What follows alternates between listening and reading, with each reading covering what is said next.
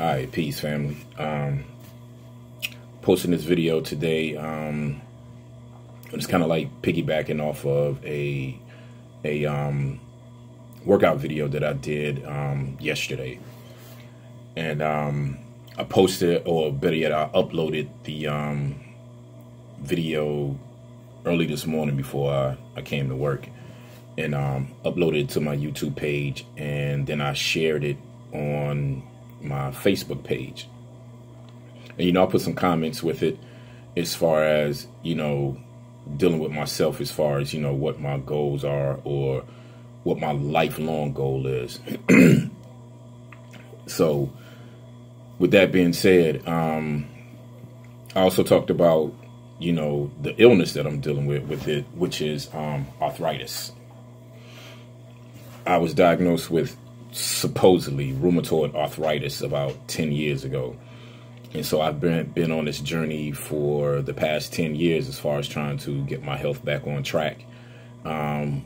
Pretty much gotten everything back to where it's supposed to be except for two things. Right now I'm working on trying to rebuild the cartilage in my joints, and I'm being plagued with this sinus issue.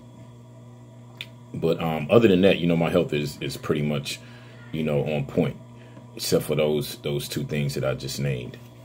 So before I get into, what I'm going to talk about, let me go ahead and send a shout out to my oldest child, Latoya Walton. She saw one of the videos that I posted a couple of weeks ago, and she was like, "Dad, the video was good."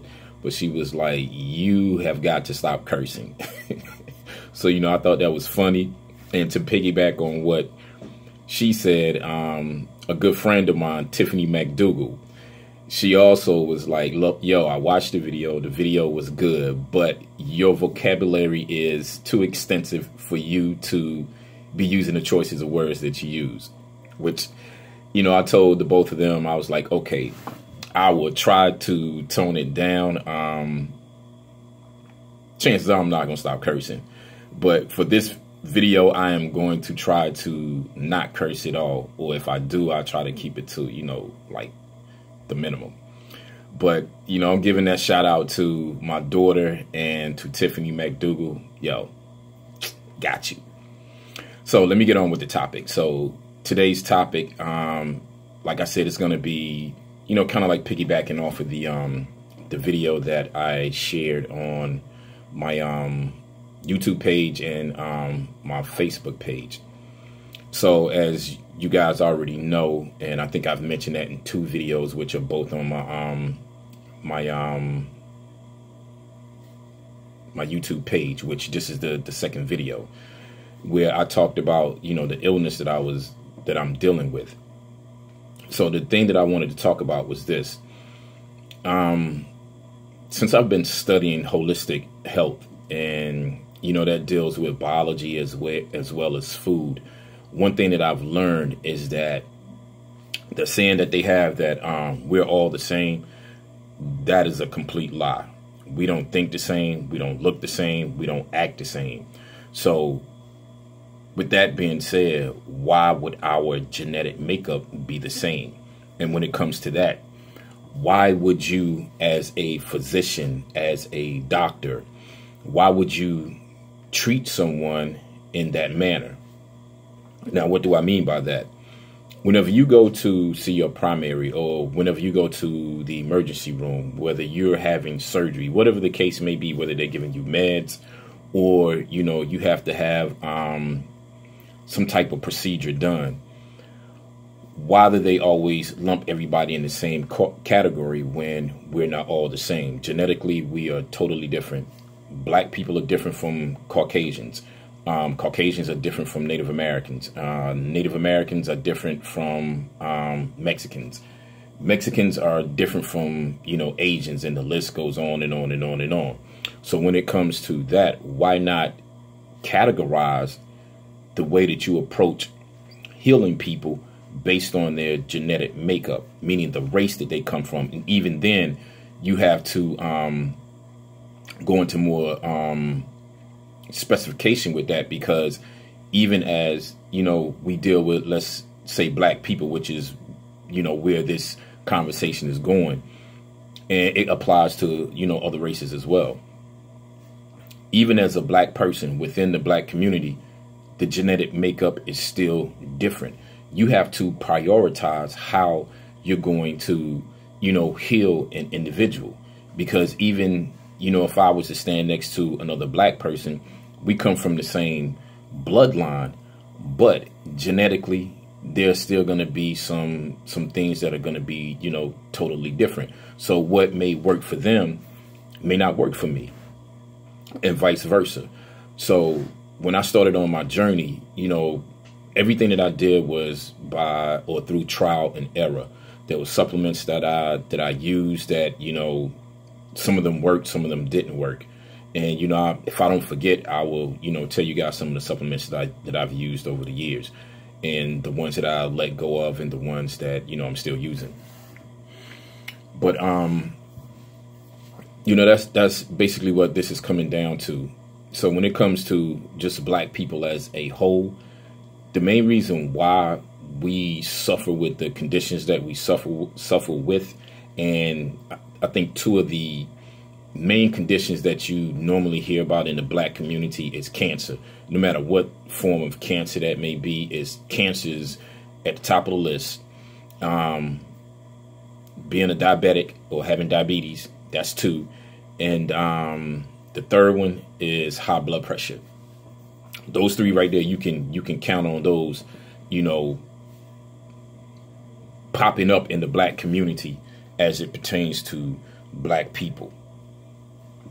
And the reason why that is because of the diet. Now, does environment play a part in that? Yes.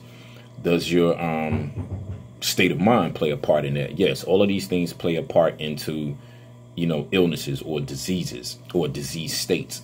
But for the most part, it comes down to your food choices. And one thing that we have to look at as far as the food choices is, you know, and I heard Dr. Sebi say this, when they brought our people over here, and this was what he said, did they bring our food? And that was the question. And it was, you know, during a lecture that I was looking at that was on YouTube, and he posed that question to the audience. And, you know, he answered the question for them, I think. And the question was, no. You know, the food that you're eating is the food that the so-called slave masters left for the people that they had enslaved.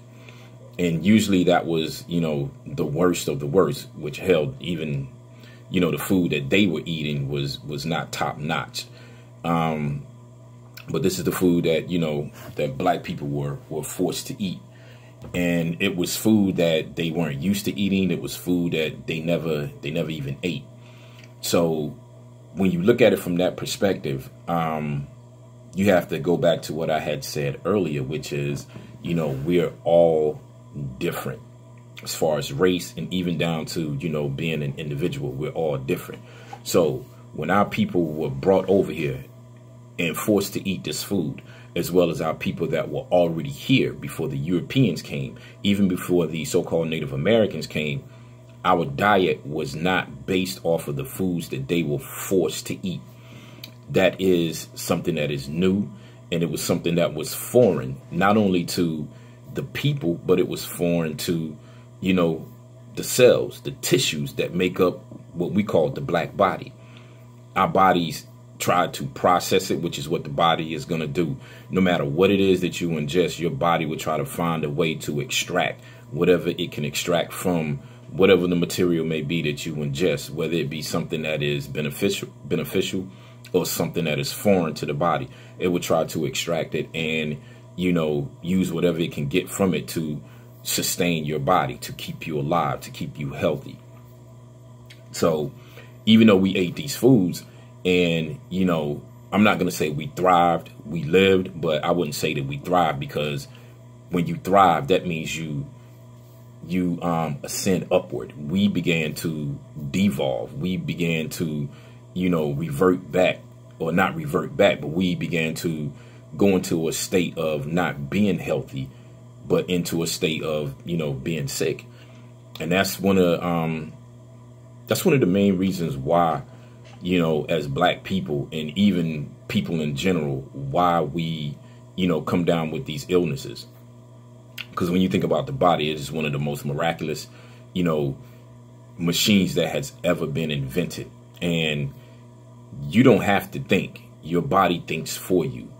Anytime you feel like you know more than your body, then that makes you stupid, because your body will give you signs. It will give you signals to let you know that, look, something is not right. There's something that you're doing to me. There's something that you're putting in me that I don't like.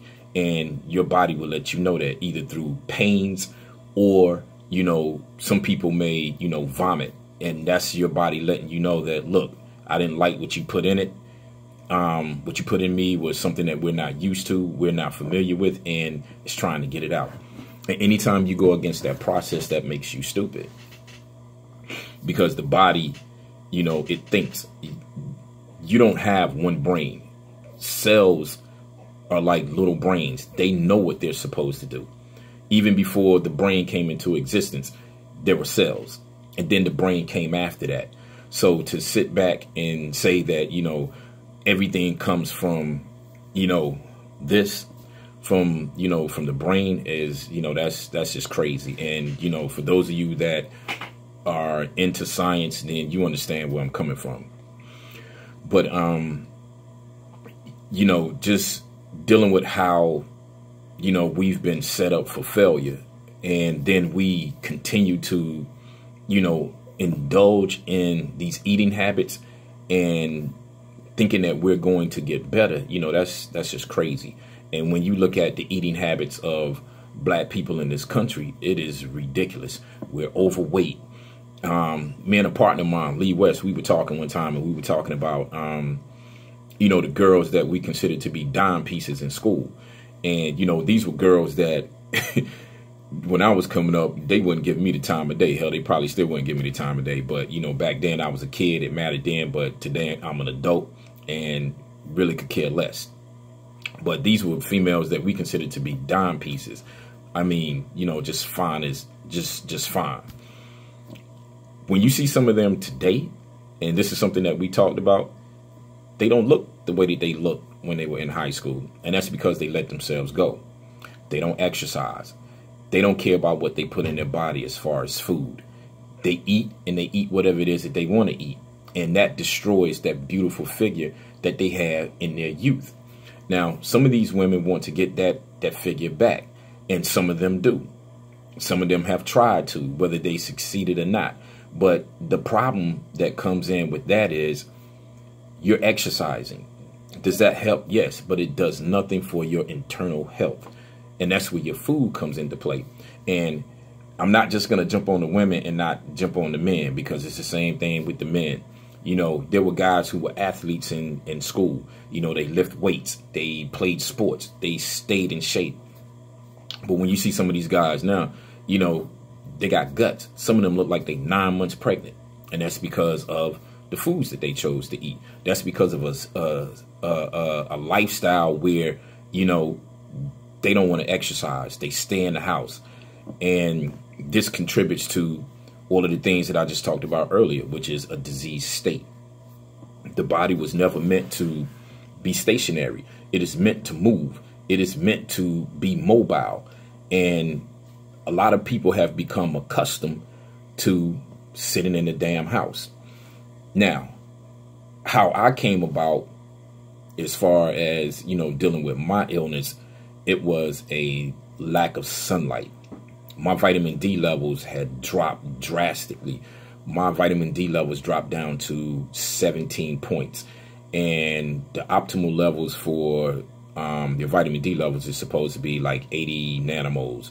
And I think, it could range between 80 and 100, but you don't want to go over 100. But 80 nanomoles is the optimal level. So if mine dropped down to a 17, you can see how far my health had declined, to the point where I wasn't just dealing with arthritis.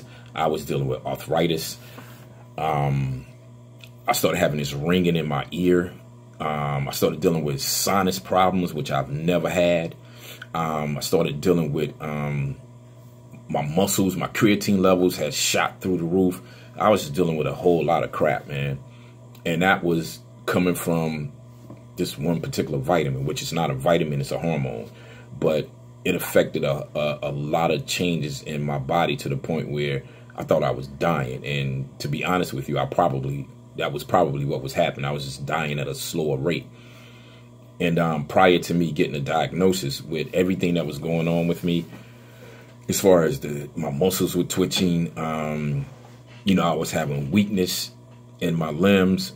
I thought I had multiple sclerosis, and that terrified me to the point where, you know, it was like literally driving me crazy. And, you know, it took a lot of talking to myself and building that strength up to get myself to the point where I could function properly, because I've never been sick. I've never been sick, you know, with a major illness. The sickest I've been is dealing with a cold. Hell, I've never even had the flu. But, you know, when this hit me, man, it was, you know, it was like, you know, when a person goes to another country, they have what is called culture shock, because you're not familiar with, you know, the things that go on in that country. So with me dealing with this, I wasn't familiar with what it felt like to be sick. And it, like I said, it terrified me. But I ended up getting my bearings back, and what saved me was the things that I started learning when I came into what we call consciousness. And so when I came into consciousness, I came in by way of the teachings of the Nation of Islam. And I read the books by the Most Honorable Elijah Muhammad, books 1 and 2. And then that expanded into other areas of interest as far as, you know, health was concerned, which led me to Dr. Sebi, which led me to Dr. Laila Africa, which led me to KT the Arch Degree, which led me to Minister Inky, which led me to Queen Afua. And the list goes on and on and on. But, you know, learning the things that I learned from these individuals, that's what got me back on track. I'm not a master at it yet, but I'm going to be a master at it. Science has always been my first love.